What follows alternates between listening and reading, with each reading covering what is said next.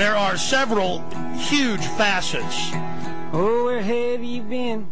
to this story that you, my great listeners, the visitors of Infowars.com, took the challenge I put out Thursday and Friday. You took that YouTube video of Cy Hirsch admitting what he didn't put in the article from his sources inside the White House. He admitted they were planning some provocation, but he only gave us in that news conference one of the points. What about the other 11? See, that's the big issue here. So Dick Cheney is pitching and discussing making dummy or false flag boats. This is the original definition. The British and the French during their innumerable wars would dress their ships up, if they were English like the French, or if they were French like the English, or if they were Spanish like the French, depending who was fighting with each other.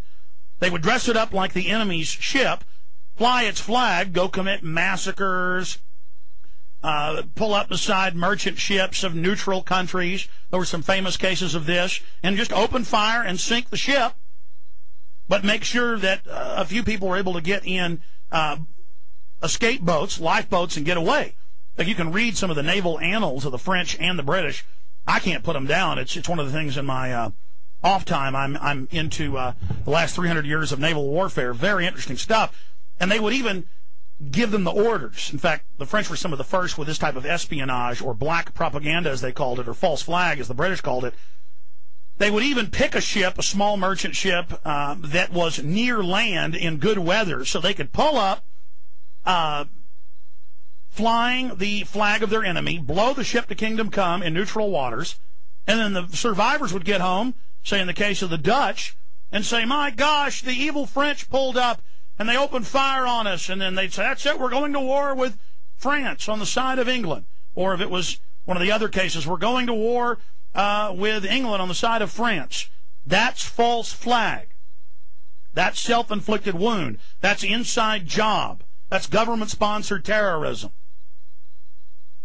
In fact, there were even some things like this that were done during World War II by the U.S. Of course, Hitler became dictator through firebombing his own Reichstag, the capital, and then to start war with Poland. We're taught in our mainline history books that Hitler just attacked Poland one day in 1939. No, they attacked their own military base, a radio relay station, dressed up concentration camp victims in the uniforms of Polish soldiers, shot film of it for the newsreels, and said, that's it, we're attacking Poland. This is done over and over and over. Putin's been caught doing it, blowing up stuff and blaming it on the Chechens. That's even come out. In Russia, it's over and over and over. This is their favorite trick, and as long as we continue to buy it, they will continue to do it. And yes, criminal elements of our government killed 3,000 of us on 9/11, and we even have their own documents where they planned it. They even wrote public ones saying we need a huge terror attack. Boy, it'll be great. I mean, that's how arrogant they are. Gary Hart, earlier this year, put out a public letter in a newspaper to Iran saying our government will stage terror attacks. Senator Gary Hart, he's part of the CFR, Homeland Security Board, that came up with a plan for it beforehand. He said, you better do what we say. Don't think because 80% of Americans and Poles don't want to attack you, we won't. Go read it. Just type Gary Hart letter to Ahmadinejad or letter to Iran. And then we went and interviewed him. It's in Truth Rising. We Are Change went and interviewed him and said, did you really say this, that our government stages attacks? And he said, yes, our government wants to stage attacks in the Gulf. Why was he saying this 5.5, almost 6 months ago? Because that's the very time these meetings were going on in government. And Cy Hirsch, the most respected reporter in this country, his activity is outrageous. He said they decided not to publish the 12 plans that were proposed by Dick Cheney and the neocons in a White House powwow to create fake Iranian patrol boats, put our Navy SEALs in them, and then have them pull up alongside a destroyer and open fire and have them have a shootout. And they said, well, people will probably get killed. And this happened the week after they had the botched Philippine Monkey, as he's known. That's the nickname of the pirate radio ham operator in the Strait of Hormuz, who is always trying to get the U.S. and Iran to shoot at each other. And the media says, oh, it's just some radio pirate. Isn't he funny? No, it's the government, folks. And Cy Hirsch needs to release the other 11 ways they plan to start a war, because I guarantee you they're getting ready to do it. Now, stories like this coming out in the media may stop them, but let me explain something. The New Yorker reported 2 months ago that they did have a meeting and are looking for ways and decided on some to stage a provocation. Keith Olbermann just reported on that Friday. But they are not telling us what the other 11 targets are. This is absolutely incredible. The story you need to look at is Cheney neocons considered killing Americans in pretext to attack Iran. In the video here, taped at the Campus Progress Journalism Conference earlier this month, Pulitzer Prize-winning journalist Seymour Hersh reveals how the neocons convened around Dick Cheney and brainstormed ways to kick off World War IV. Everybody's confused by that. The neocons call World War III the Cold War, okay? We're just being technical here. We may change that to World War III because the public just doesn't know that. As they finally call their pet project to take out Muslims and foment a contrived, quote, class of civilizations. According to Hirsch, the meeting occurred after the neocons failed miserably to stage a rehashed version of the Gulf of Tonkin incident, the Strait of Hormuz, mostly because it is no longer 1964, and such big lies, thanks to the internet and bloggers, are far more difficult to float.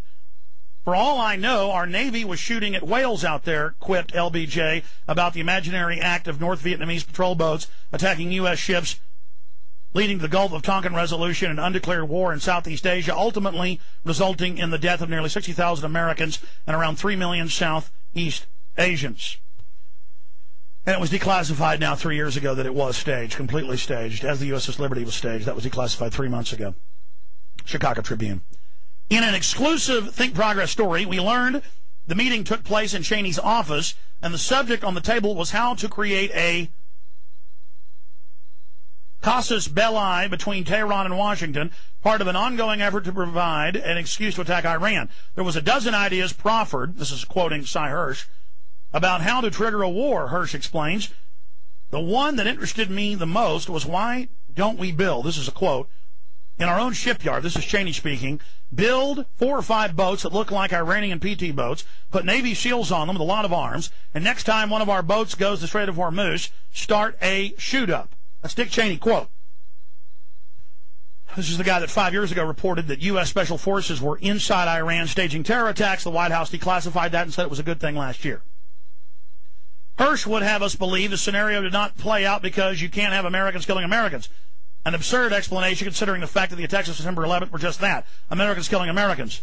A calculated and cold-blooded act of mass murder carried out by elements of the U.S. government as the new Pearl Harbor, a cynical pretext to launch a war on terror, now grinding into its 7th year.